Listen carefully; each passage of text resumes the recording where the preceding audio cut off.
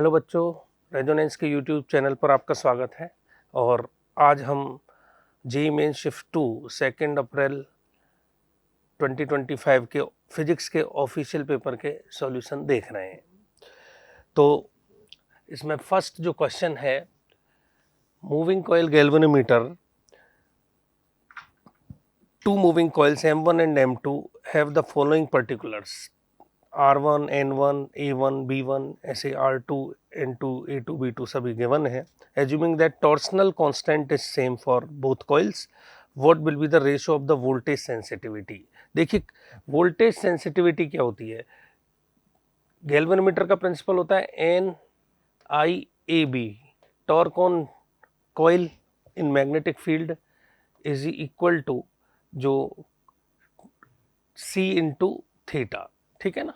तो जो torsional coefficient है दैट इज C। तो गैल्वेनोमीटर में क्या होता है, हम सब लोग जानते हैं कि ये दो मैग्नेट्स के बीच में एक कॉइल होती है,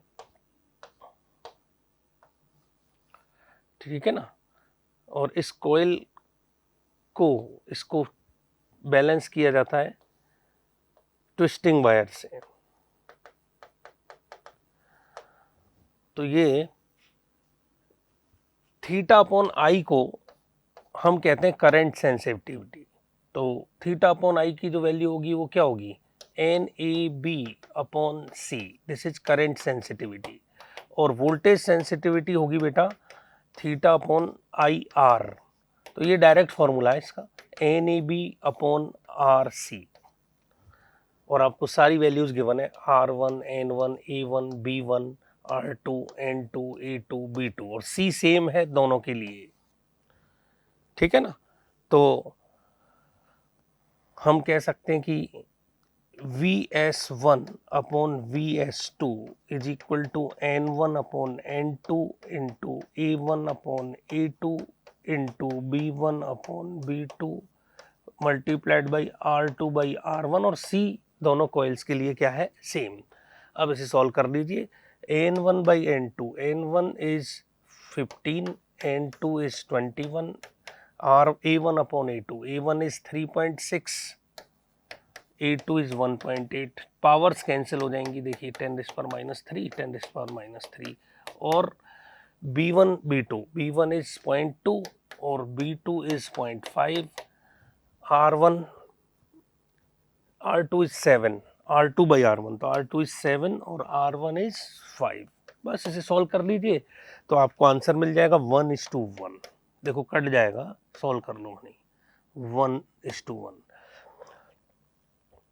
ये 2 से कैंसिल हो जाएगा, ये पावर कैंसिल हो गई और ये 5 7 से कैंसिल हो जाएगा 3 टाइम्स, 3 से ये 5 टाइम्स 5 कैंसिल हो जाएगा, ठीक है ना। तो ये जवाब हमें मिलना चाहिए 0.25 है बेटा ये, हाँ दिस इज 0.25। तो 0.25 इंटू 2 5 हो जाएगा, तो ये भी कैंसिल हो जाएगा। तो आपको पूरा जो आंसर मिलेगा 1:1, ठीक है। सेकंड क्वेश्चन में आपको एक डिजिटल सर्किट दिया गया है और इसमें आपको आउटपुट P और Q की वैल्यू फाइंड करनी है। तो केयरफुली यदि हम इस डिजिटल सर्किट को देखते हैं, देखिए तो इस डिजिटल सर्किट में मान लीजिए जैसे ये A है और ये क्या है? B। तो यहाँ AB होगा, ठीक है। ये एंड गेट है और 0 लगाए मतलब नेंड गेट है। तो एंड का आउटपुट क्या होता है? A डॉट बी, और नेंड का आउटपुट क्या होता है? A dot B bar. तो यहाँ आपको मिलेगा A डॉट बी बार, ठीक है। इधर आते हैं, इधर ये क्या है? B, और यहाँ नॉट गेट है तो B बार हो जाएगा, यहाँ भी नॉट गेट है तो ये क्या हो जाएगा? A बार। देखिए A से आ रहा है, A बार हो जाएगा, ठीक। तो ये फिर से यहाँ और गेट है, और गेट है तो इसको क्या कहेंगे? A बार प्लस B बार, ठीक है। और अब आगे चलते हैं, तो यहाँ हो गया A bar plus B bar, okay. इधर चलते हैं, A डॉट B बार इसमें जा रहा है और ये यहाँ से जा रहा है A बार प्लस B बार, ये देखिए, ठीक है, A बार प्लस B बार। ये ए डॉट बी बार और फिर से नोट लगा है, तो इसका मतलब हो गया ए डॉट बी बार का वापस होल बार, मतलब ये ए डॉट बी हो गया यदि देखें तो, ठीक है। और फिर यहाँ है एंड गेट, और एंड गेट का आउटपुट हो जाएगा इन दोनों का product, A dot B bar dot A bar plus B bar. Clear? इधर देखते हैं, यहाँ है नॉर गेट, तो नॉर गेट का मतलब हो जाएगा ए डॉट बी बार और इसका भी होल बार और प्लस ए बार प्लस बी बार और इस पूरे का ये। यदि इस तरह से लिखना चाहते हो, वैसे इसकी कोई खास ज़रूरत नहीं थी, हम चाहते तो सीधा इन ए और बी के अकॉर्डिंग भी कर सकते थे, क्योंकि ए और बी की वैल्यू 1 1 गिवन है, सिर्फ हमें 1 1 के लिए कैलकुलेट करना है। तो अब इसकी वैल्यू कैलकुलेट कर लें हम, तो ये देखो 1.1 का बार 0 हो जाएगा, dot 0 plus 0 overall it is what 0, क्योंकि ए की वैल्यू 1 है तो ए बार 0, बी बार भी 0। सिमिलरली यहाँ क्या है, A dot B bar, A dot B का वैल्यू क्या होगा, ए डॉट बी 1 और 1 का बार 0 और फिर से आप कहेंगे कि इसका होल बार फिर से 1 हो जाएगा, ठीक है ना। तो 1 प्लस 0 प्लस 0 हो गया और इस पूरे का बार, तो फिर से आंसर क्या आ जाएगा 0। और भी कई तरीके से कर सकते हैं, तो इसका सही जवाब होगा P इज इक्वल टू 0 और Q इज इक्वल टू 0, ठीक है। क्वेश्चन नंबर 3 में देखते हैं, sinusoidal wave of wavelength 7.5 centimetre travels A distance of 1.2 centimetre along the direction x in 0.3 second, ठीक है ना। तो 0.3 सेकेंड में 1.2 सेंटीमीटर चलती है, तो 1.2 सेंटीमीटर इन 0.3 सेकेंड, ये वेव की स्पीड आ जाएगी इससे, ठीक है ना। तो v इज इक्वल टू आपको मिलेगा 1.2 बाई 0.3, तो this is 4 centimetre per second. Clear? Next part में फिर आपको क्या, at x is equal to 0, t is equal to 0, maximum displacement of wave is 2 centimetre.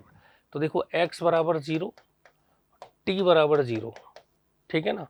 Maximum displacement of wave and maximum displacement of wave is 2 centimetre, तो it is what, amplitude is 2 centimeter. और ये भी कहा है कि the crust p पर crest होता है x बराबर 0, t बराबर 0 पर। तो equation of correctly represents the wave, तो देखो यहाँ से हम वेव की इक्वेशन बना सकते हैं, हमें वेव की इक्वेशन को कंफर्म करना है। तो x बराबर 0, t बराबर 0 पर जो है आप कहेंगे क्रेस्ट आ रहा है, तो इसमें x और 0 और t 0 पुट कर दो, ठीक है ना। x 0 t 0 पुट कर दोगे तो कॉस वाले साइन वाले वैसे ही कैंसिल हो जाएंगे, ठीक है ना। तो कॉस वाले में से कोई आंसर होगा, तो इससे हमें ये आंसर मिल जाएगा, क्योंकि क्रेस्ट के लिए जो है वो यहाँ पे तो देखो x बराबर 0 पुट करेंगे और t बराबर 0 पुट करेंगे, x बराबर 0 पुट करेंगे, t बराबर 0 पुट करेंगे, तो y इज इक्वल टू 0 आ जाएगा इसमें भी और इसमें भी। जबकि ट्रफ और क्रेस्ट में वो एक्सट्रीम पे होगा पार्टिकल, तो एक्सट्रीम पे होने के लिए इन दोनों में से कोई एक आंसर होगा, ठीक है। पॉजिटिव डायरेक्शन में जा रही है। अब वैल्यू चेक कर लेते हैं, तो देखो यहाँ से k की वैल्यू होती है 2 पाई बाई लैम्बडा, शायद लैम्बडा का वैल्यू क्वेश्चन में है, लैम्बडा इज 7.5 सेंटीमीटर, तो ये देखो 2 इंटू 3.14 अपॉन 7.5 ये करते हैं, तो ये जो सॉल्व करने पर अप्रोक्सीमेटली जो हमें मिलेगा ये मिल जाएगा 0.83,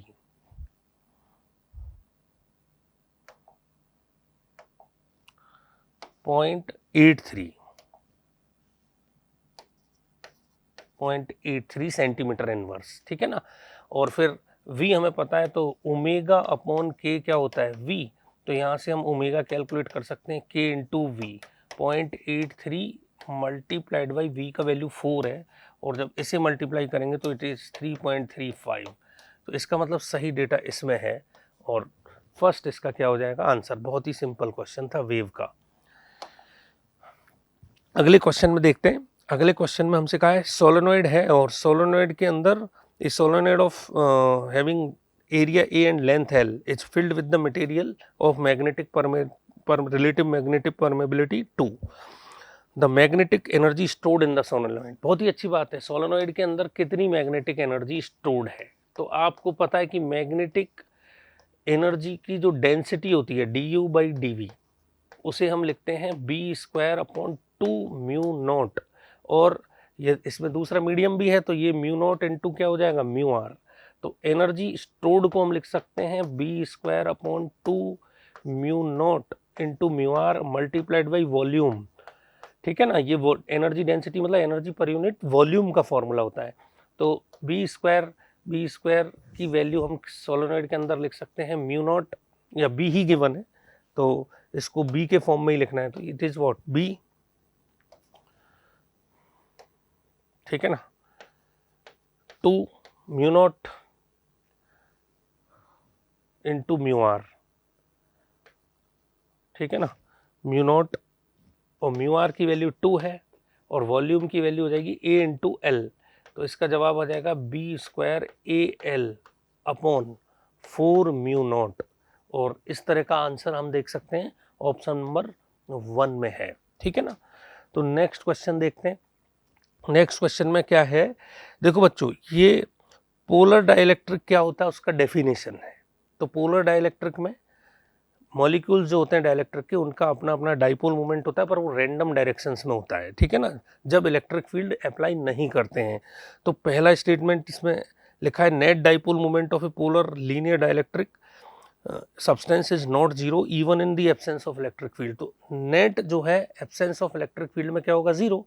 in the presence of electric field सारे डाइपोल इलेक्ट्रिक फील्ड की डायरेक्शन में अलाइन हो जाएंगे। ठीक है ना, नेक्स्ट स्टेटमेंट रीजन में लिखा है in the absence of external field different permanent dipoles of a polar dielectric substance are oriented in random direction।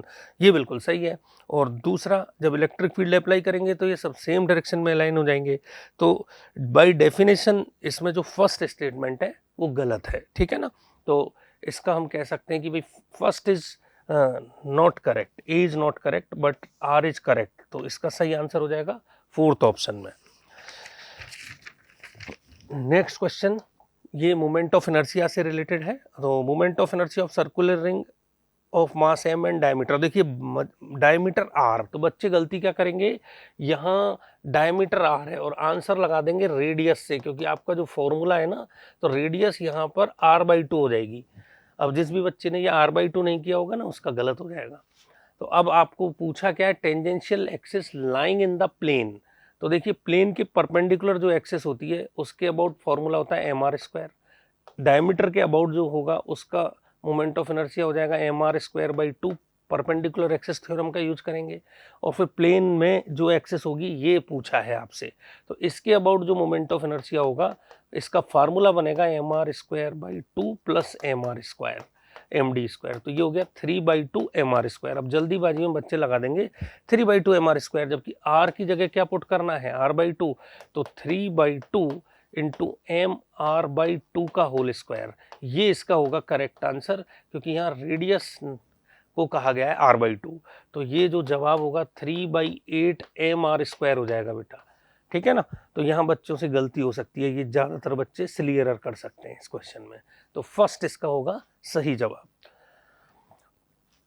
Next question में आपसे कहा है कि बड़ा सिंपल क्वेश्चन है, if μ0 and ε0 are the permeability of the free space then the dimension of. तो देखो एक बड़ा इंपॉर्टेंट फॉर्मूला होता है स्पीड ऑफ लाइट का, 1/√μ0 ε0, डायरेक्ट फॉर्मूला बेस्ड क्वेश्चन है।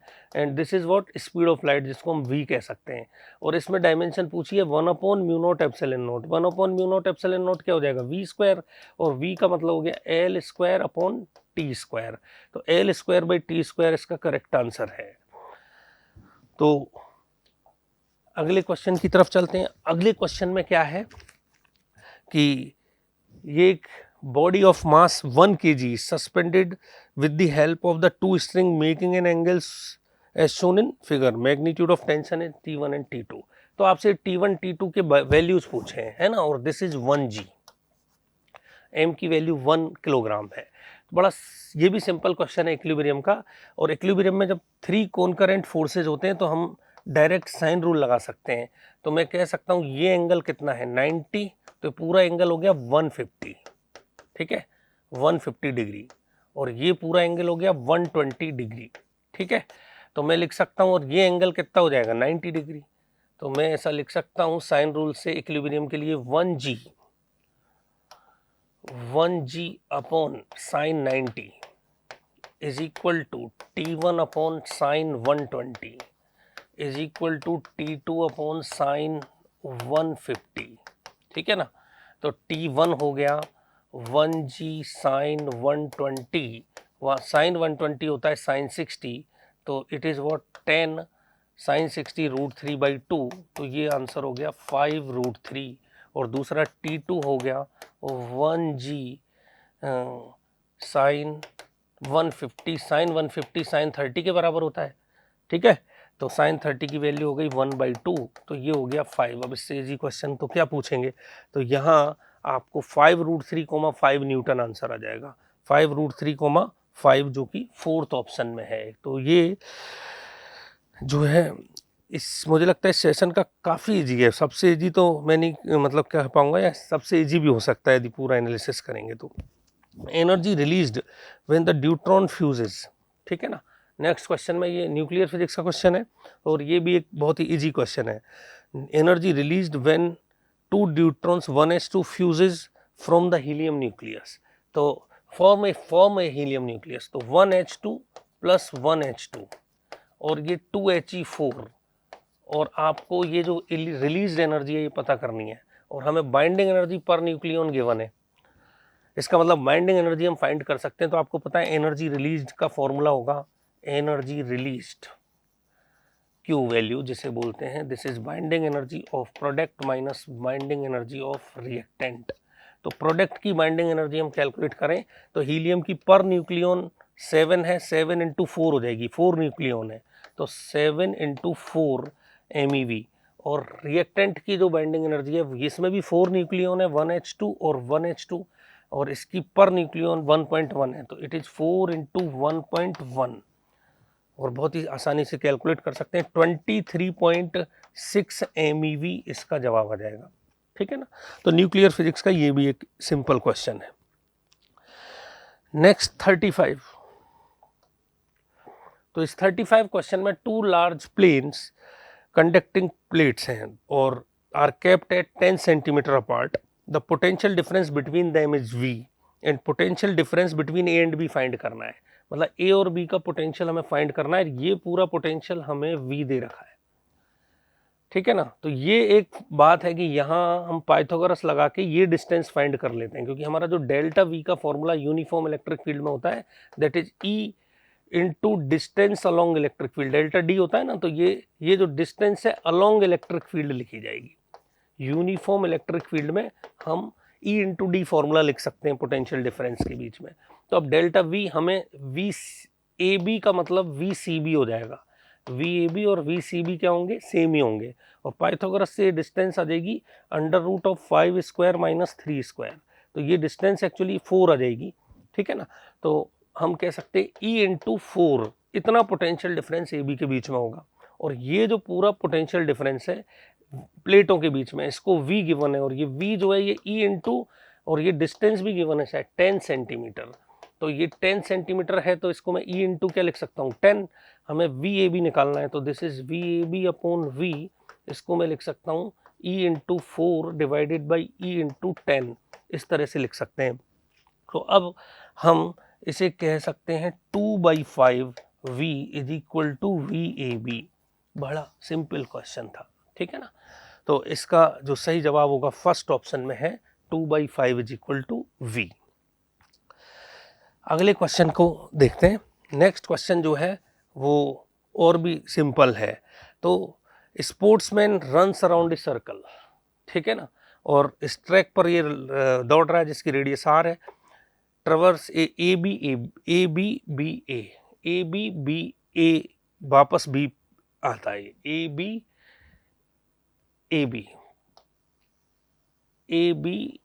ए और फिर B पे आके रुकता है, ऐसे यही समझना था बस।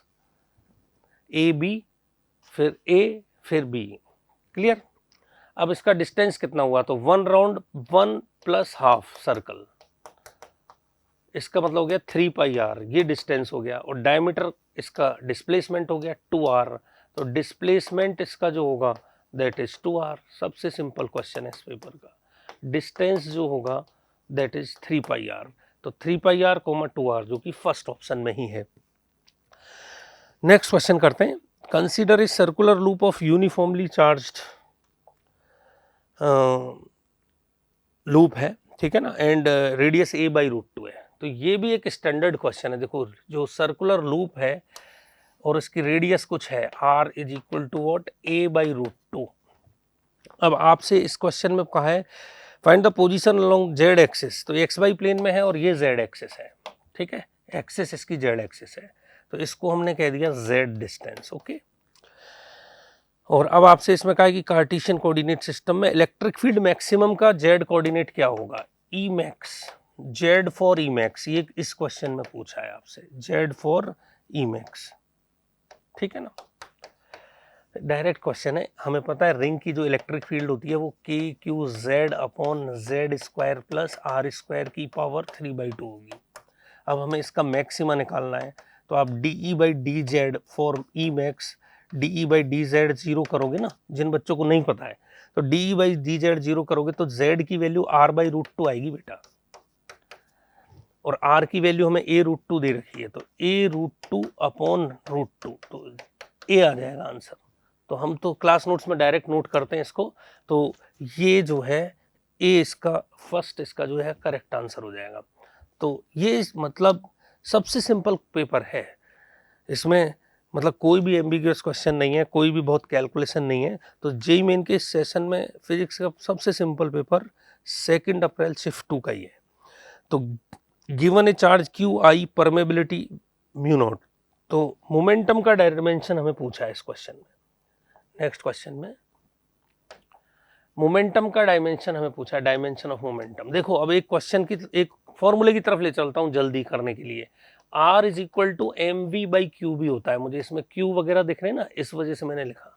मोमेंटम पूरा दिख ही रहा है, तो p की वैल्यू हो जाएगी qbr, ये हो जाएगी डायमेंशन। अब b इसमें नहीं है, तो b का फॉर्मूला हम यूज कर सकते हैं वायर वाला या रिंग वाला, μ0I/2r या 2 पाई r, जो भी हम करना चाहें।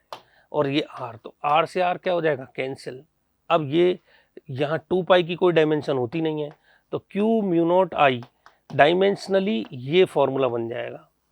p का जो डायमेंशन होगा μ0qi के बराबर होगा, तो μ0qi, तो μ0qi जो है थर्ड ऑप्शन में है, third is the correct answer, ठीक है बेटा। अगले क्वेश्चन में मुझे कुछ कहना नहीं है, यदि आप समझते हैं तो 39 में देखिए। 39 में आपसे कहा है electron with mass m with an initial velocity v vector is equal to v0 I cap enters in magnetic field. The initial de Broglie wavelength is lambda naught, then value of de Broglie wavelength after time t। तो अब magnetic field में जो है जब charge particle move करता है तो ये घूम तो जाएगा, यदि ऐसे b है तो इस पर q चार्ज है मान लो, अब q चार्ज पे फोर्स लगेगा, तो ये फोर्स इस तरफ लग रहा है इसमें, तो ऐसे घूम जाएगा, लेकिन इसकी स्पीड चेंज नहीं होगी, क्योंकि फोर्स हमेशा वेलोसिटी के क्या होता है, परपेंडिकुलर, QVB sin 90, और वेलोसिटी के परपेंडिकुलर होता है। तो हम सब लोग जानते हैं कि मैग्नेटिक फील्ड चार्ज पार्टिकल की स्पीड चेंज नहीं कर सकता, सिर्फ डायरेक्शन चेंज कर सकता है। इसका मतलब लैम्डा डी ब्रोगली जो होगा वो हम सब जानते हैं h/mv होगा। अब v चेंज ही नहीं होगा, मास भी चेंज नहीं होगा, इसका मतलब लैम्डा नॉट ही इसका टी टाइम पर भी डी ब्रोगली वेवलेंथ रहेगा, ठीक है ना। अब ये क्वेश्चन एक बात के लिए इंपॉर्टेंट है, क्योंकि लास्ट ईयर का पेपर भी मैंने सॉल्व किया था, और लास्ट ईयर जब ये आया था तो इलेक्ट्रिक फील्ड में आया था। अब जब इलेक्ट्रिक फील्ड में आया था तो स्पीड चेंज हो जाती है, ठीक है ना, तो वहाँ टी टाइम पर आपको इलेक्ट्रिक फील्ड में स्पीड कैलकुलेट करनी होगी, वहाँ इसका आंसर जो है वो थोड़ा इलेक्ट्रिक फील्ड की टर्म में अलग हो जाएगा, तो ये ध्यान रखने की बात है, ठीक है। Identify the characteristics of an adiabatic process, next question में। तो adiabatic process in a monoatomic gas, ठीक है, तो internal energy is constant. Adiabatic process में इंटरनल एनर्जी बेटा कांस्टेंट नहीं होगी, एडियाबेटिक प्रोसेस में Q0 होता है, ठीक है ना। अब इसका मतलब delta U plus W by ये जीरो हो जाएगा, वर्क डन बाई गैस। अब डेल्टा यू ये प्रेशर हम कहते हैं ना P V gamma is equal to constant, ये भी इसकी इक्वेशन डिराइव कर सकते हैं, टी वी की power gamma minus one is equal to constant. तो वॉल्यूम तो चेंज होगा, टेम्परेचर भी चेंज होगा, तो जब टेम्परेचर T1 से T2 जाएंगे वॉल्यूम भी चेंज होगा, तो इसमें इंटरनल एनर्जी चेंज हो जाएगी। इंटरनल एनर्जी चेंज कांस्टेंट का मतलब है डेल्टा यू जीरो। क्या डेल्टा यू जीरो होगा? नो, क्योंकि टेम्परेचर चेंज होगा तो इंटरनल एनर्जी क्या है? चेंज होगी। तो फर्स्ट सही नहीं है, ठीक है ना। अब product of the temperature and the volume is constant, work done in the process is equal to change in internal energy. तो ये सही है, क्योंकि हम यहाँ लिखते हैं delta U is equal to minus W by, तो ये W on work done on the gas जो है वो डेल्टा यू के बराबर हो जाएगा। तो सेकंड जो है वो सही है, work done in the process is equal to change in internal energy. The product of the temperature and volume constant, ये भी गलत है, ठीक है ना। टेम्परेचर वॉल्यूम की power gamma minus one is constant. The product of pressure and volume is constant, ये भी मिक्स गलत है, पीवी की power gamma is constant. The work done to change the temperature from T1 to T2 is proportional to delta T, बिल्कुल यहाँ से आ जाएगा। अब आपको पता है कि ये इसका जो वर्क डन बाई गैस का फॉर्मूला होता है, W by gas in adiabatic process is what minus n R delta T upon gamma minus one या वन माइनस गामा, ठीक है ना। तो यहाँ जो वर्क डन है वो डेल्टा टी के प्रोपोर्शनल होता है, ये सही है। नेक्स्ट में आपसे कुछ वो पूछे हैं डायमेंशंस। तो heat capacity of the body, heat capacity of the body का मतलब होता है, देखो Q बराबर एम एस डेल्टा टी होता है ना। तो S तो होता है स्पेसिफिक हीट कैपेसिटी, और ये जो MS होता है ये हीट कैपेसिटी होगा Q बाई डेल्टा टी। तो हीट कैपेसिटी का मतलब होता है किसी बॉडी का टेम्परेचर 1 डिग्री सेल्सियस बढ़ाने के लिए जो रिक्वायर्ड हीट है। तो हीट कैपेसिटी की यूनिट होगी जूल पर डिग्री सेल्सियस, हीट कैपेसिटी। तो जूल पर केल्विन या जूल पर डिग्री सेल्सियस, तो ये आ जाएगा हीट कैपेसिटी में second. Specific heat capacity S होता है, तो S का मतलब हो जाएगा Q upon M delta T. तो इसका मतलब हो जाएगा जूल पर केजी पर केल्विन। तो जूल पर केजी पर केल्विन जो है वो है आपका ये थर्ड वाला।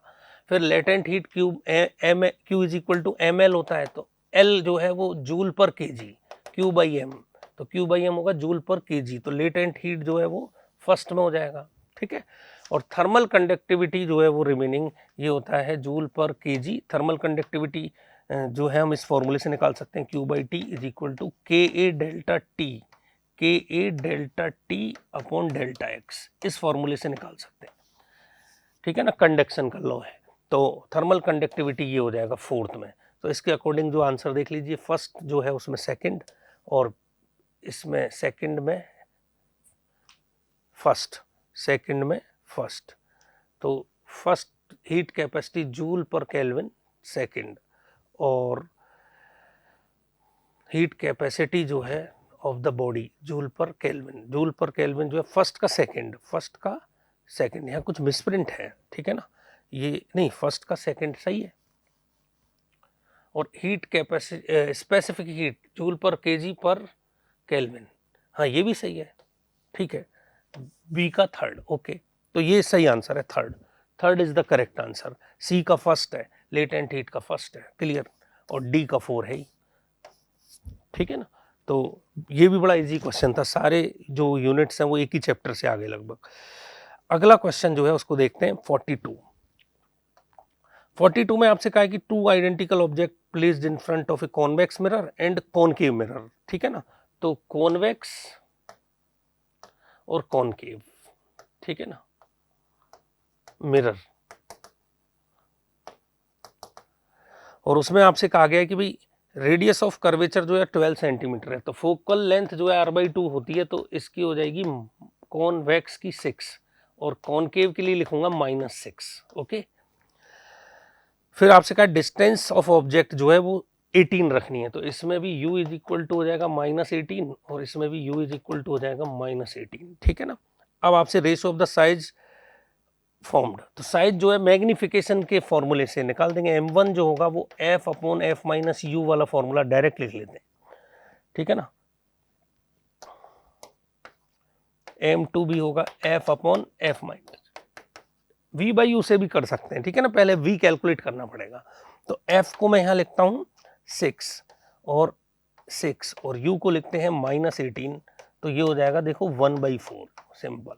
और m2 में लिखते हैं -6 अपॉन -6 और u -18 तो +18 हो जाएगा, तो इट इज़ व्हाट 12, तो -6/12, तो ये हो जाएगा -1/2। तो सिर्फ हमें रेशो बताना है, तो रेशो हो जाएगा 1/4 डिवाइडेड बाई 1/2, तो ये रेशो आ जाएगा 1/2।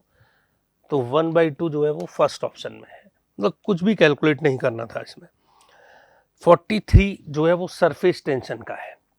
तो इस क्वेश्चन में आपसे बेटा क्या कहा गया, वाटर ड्रॉपलेट्स हैं आर रेडियस की 2, तो 2 आर रेडियस की जो वाटर ड्रॉपलेट्स हैं आर रेडियस की, ठीक है ना, इनको मिला के एक बिगर रेडियस आर की ड्रॉपलेट बनाएंगे, ठीक है ना, ऐसा कह रहे हैं। तो आपसे कहा गया energy release in this process, क्योंकि इनकी सरफेस एनर्जी ज़्यादा होगी, तो इसकी जो सरफेस एनर्जी होगी वो T इंटू ए होता है फॉर्मूला। तो U इनिशियल जो लिखूंगा मैं 2 ड्रॉप्स हैं, area 4 pi small r square होगा इंटू टी, और इसकी जो सरफेस एनर्जी है इसको लिख सकता हूँ 1 ड्रॉप है तो 4 pi r square, 4 pi capital R square into T, ये हो गया। और एक आप रिलेशन यूज करेंगे वॉल्यूम कंजर्वेशन का, क्योंकि 2 ड्रॉप हैं तो 2 into 4/3 pi r cube is equal to एक बिगर ड्रॉप के वॉल्यूम के बराबर है, तो it is 4/3 pi capital R cube. तो यहाँ से आपको R का जो वैल्यू मिलेगा 2⁻⁴ इंटू स्मॉल r, इसे हमें यूज करना पड़ेगा। तो बड़ा स्टैंडर्ड क्वेश्चन है, सारे बच्चे जानते हैं। तो एनर्जी रिलीज्ड जो होगी, एनर्जी रिलीज्ड बेटा हम लिख सकते हैं U initial minus U final से। U इनिशियल क्या है 20, ये 2 इंटू 4 पाई R स्क्वायर, तो 2 into 4 pi small r square into T, और U फाइनल क्या है, it is 4 pi r square.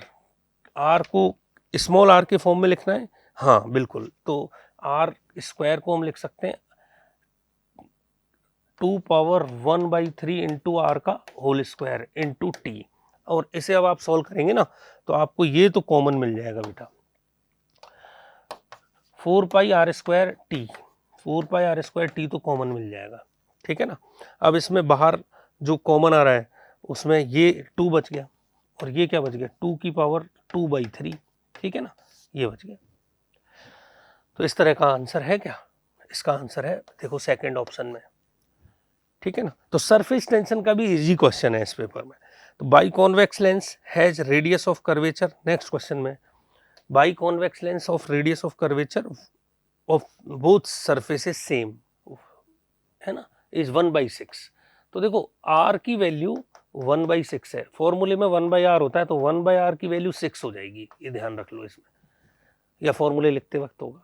If the lens is required to placed in by another convex lens, तो इसको replace कर दिया दूसरे convex lens से, हैविंग डिफरेंट रेडियस, दूसरी रेडियस है, both sides r1 is not equal to r2 without any change in the lens power. तो देखो लेंस की पावर जो होती है उसका फॉर्मूला ही हम याद रखते हैं, ये होता है mu minus 1/r1 minus 1/r2। अब जरा देखो कॉन्वेक्स लेंस बना लेते हैं, तो ये R1 है और ये R2 है, तो यदि हम इसमें विद साइन यूज करेंगे तो कॉन्वेक्स लेंस में लाइट इस तरफ से जा रही है, तो ये वाला जो है पॉजिटिव हो जाएगा, तो ये वाला सरफेस क्या हो जाएगा माइनस, तो साइन का यूज करेंगे तो पावर का फॉर्मूला हो जाएगा this is 1/r1 plus 1/r2, ठीक है, ये पावर का फॉर्मूला हो जाएगा।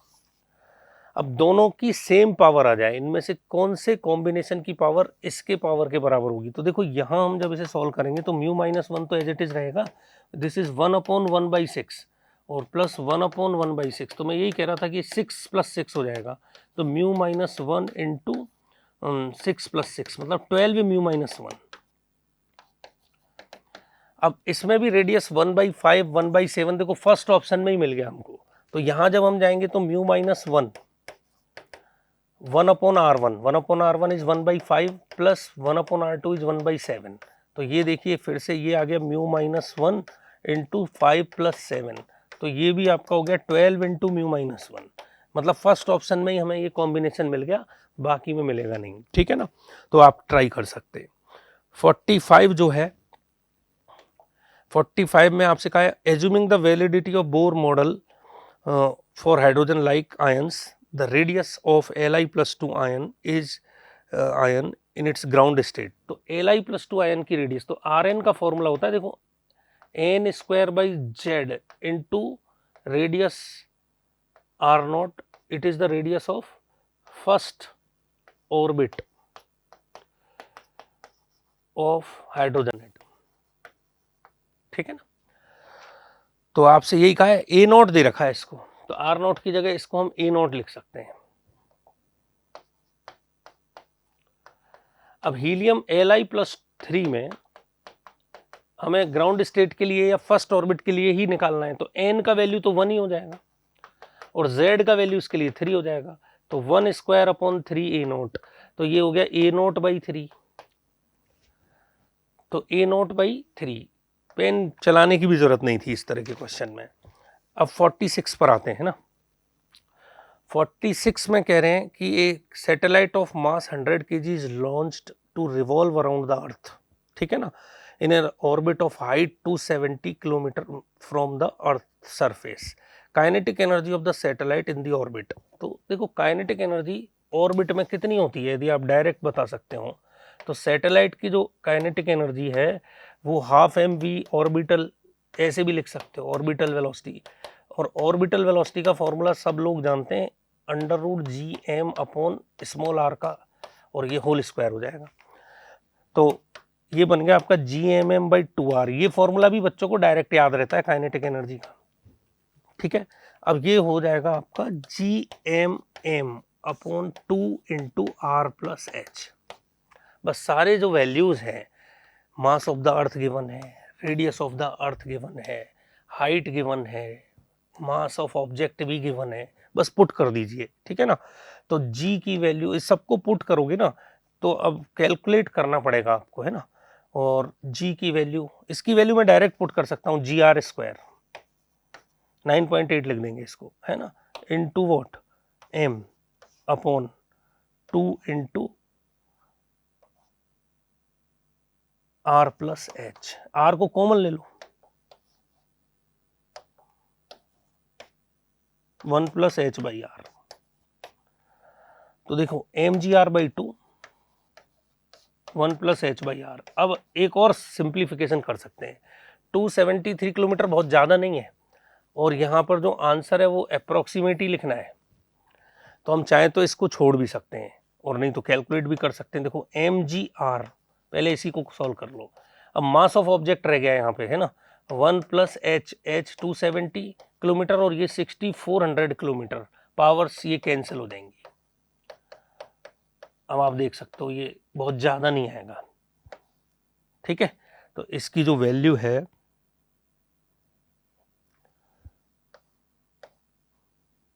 ये आएगी सॉल्व करने पर mgr/1+, एक जीरो ये भी कैंसिल हो जाएगा, तो 27/640। तो इसको नियरली मैं यही लिख सकता हूँ, 2 भी था नीचे, है ना, यहाँ भी 2 था, तो mgr/2 के बराबर होगी, तो थोड़ा कैलकुलेशन आसान हो जाएगा। अब स्मॉल m का वैल्यू ये लिख दीजिए 1000, g का वैल्यू लिख दीजिए 10, तो 1000 इंटू 10 इंटू 6400 इंटू 10⁻³ और डिवाइडेड बाई 2, तो आपका देखो कैलकुलेशन आसान हो जाएगा, और इसे देख के अपने आप पता लग रहा है कि ये 32 आएगा इसको काटने पर, तो इट इज व्हाट 3.2 इंटू 10⁻6, इससे थोड़ा सा कम ही आएगा, तो आपका जो वैल्यू जाने वाला है यहाँ पे वो 3 जाएगा। क्लियर। तो नेक्स्ट क्वेश्चन देखते हैं, a ray of refractive index suffers minimum deviation when the incident on a prism having angle of the prism equal to 60 degree. तो मिनिमम डेविएशन जब होता है प्रिज्म में और 60 डिग्री का प्रिज्म एंगल है, रे कोई इस तरफ से जाती है और यदि मिनिमम डेविएशन है तो हमें पता है ना ये R1 R2 इक्वल होते हैं, तो R1 R2 मिनिमम डेल्टा के लिए इक्वल हो जाते हैं a/2 के बराबर, और आपसे पूछा है I का वैल्यू, एंगल ऑफ इंसिडेंस, तो देखो R1 का वैल्यू हो जाएगा 30 डिग्री, म्यू का वैल्यू हमें क्वेश्चन में गिवन है √2, तो हम स्नेल लॉ लगा देते हैं यहाँ पर। तो स्नेल लॉ हमें क्या कहता है, 1 sin I is equal to √2 sin 30, ये हो गया। a/2 की वैल्यू 30 डिग्री आएगी। तो sine I is equal to what, √2/2, √2/2 is what 1/√2। तो आई का जो वैल्यू आ गया, ये आ गया हमारा 45 डिग्री। 45 डिग्री जो है वो आई का वैल्यू होगा इन डिग्री, तो आंसर इज 45। ठीक है, 48 की तरफ चलते हैं। तो 48 में कहा है कि भाई internal energy of air of 4x4x3 size room, आपके रूम में कितनी जो एयर है उसकी इंटरनल एनर्जी क्या होगी 1 एटमॉस्फेरिक प्रेशर पर। आपको इसे डाई मॉलिक्यूल की डाई एटॉमिक गैस की तरह ट्रीट करना है। एयर डाई एटॉमिक गैस की तरह ट्रीट करना है, तो डिग्री ऑफ फ्रीडम हो जाएंगे 5।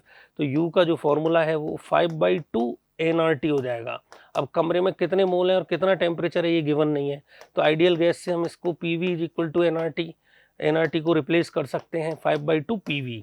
बड़े आसानी से हम कह सकते हैं 5/2। प्रेशर जो है वो 1 atm है रूम के अंदर, और वॉल्यूम उन्होंने दिया है हमें 4x4x3, 4x4x3। तो ये 1 2 इससे कैंसिल हो जाएगा।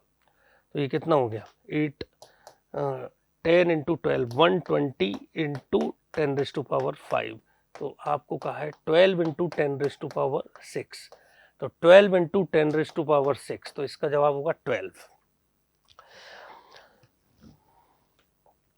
Next, the length of the string, light string is 1.4 metre and tension is 5 newton. ठीक है ना, and if the tension increases to 7 newton the length of the string becomes 1.56। तो ये स्ट्रिंग स्प्रिंग जैसी है, इस तरह से है ये स्ट्रिंग एक्चुअली। तो अब एक तरह से जब आप इसमें टेंशन अप्लाई कर रहे हैं 5 न्यूटन, तो 5 न्यूटन टेंशन पर ये इसकी L0 लेंथ है, तो आप कह सकते हैं कि जब 5 न्यूटन टेंशन अप्लाई किया तो इसकी लेंथ बढ़ के हो गई L0 प्लस ये वैल्यू गिवन है जो L की वैल्यू है, तो हम कह सकते हैं कि लेंथ ऑफ स्ट्रिंग 1.4, तो इसमें जो एलोंगेशन आया दिस इज व्हाट 1.4। तो जो x1 होगा दैट इज 1.4 माइनस L0। ठीक है ना, तो जो यहाँ फोर्स होता है वो kx के बराबर होता है, kx1। तो टेंशन जो है वो kx1 के बराबर होगी, तो मैं ऐसे लिख सकता हूँ k × 1.4 माइनस L0। ये जो है वो 5 के बराबर होगा फर्स्ट केस में। सेकंड केस में उन्होंने टेंशन को 7 कर दिया है, तो लेंथ जो है वो 1.56 हो गई है। तो सेकंड केस में होगा L0 plus x2 is equal to 1.56। तो जो x2 एक्सटेंशन है वो 1.56 माइनस L0 हो जाएगा। तो ये क्वेश्चन इस तरह का पहले भी आ चुका है एग्जाम्स में। तो kx2 जो है, जो टेंशन 7 होगी, this is equal to k × 1.56 minus L0।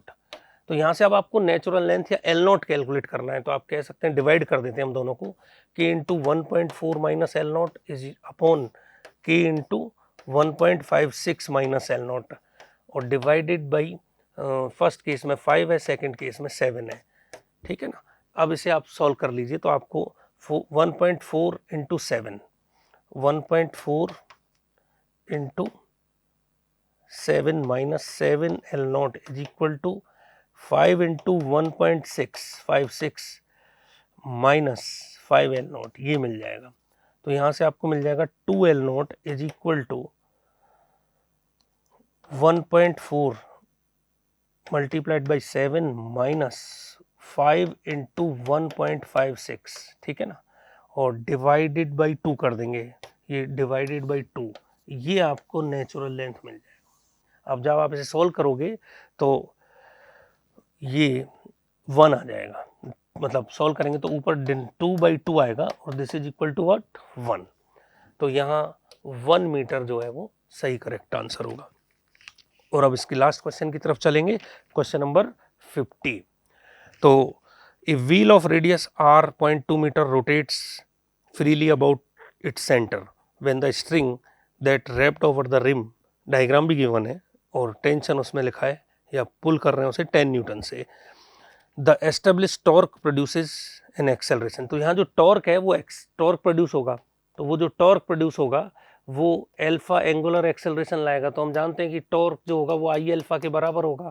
Question में हमसे पूछा है मोमेंट ऑफ इनर्शिया, अल्फा भी गिवन है, तो टॉर्क के बारे में हम कह सकते हैं F into R, radius given है क्या, रेडियस गिवन होगी निश्चित रूप से 0.2 मीटर, तो इसका जो टॉर्क हो जाएगा वो एफ इंटू आर के बराबर हो जाएगा। आई का वैल्यू हमें लिखना है, कैलकुलेट करना है, और एल्फा का वैल्यू क्वेश्चन में गिवन है 2। बहुत बढ़िया, तो F is 10 into 0.2 is equal to I into 2, तो ये 2 is equal to I into 2, तो यहाँ से मोमेंट ऑफ इनर्शिया की वैल्यू आ जाएगी 1, तो 1 यूनिट का मोमेंट ऑफ इनर्शिया होगा, ठीक है ना। तो ये इस सेशन 2 में जो अप्रैल में 2025 में क्वेश्चन पेपर है फिजिक्स का शिफ्ट 2 2 अप्रैल का, ये सबसे आसान फिजिक्स का पेपर था जितनी भी शिफ्ट हुई उसमें, ठीक है ना। तो थैंक यू। रेजोनेंस के यूट्यूब चैनल को लाइक करें और सब्सक्राइब करें।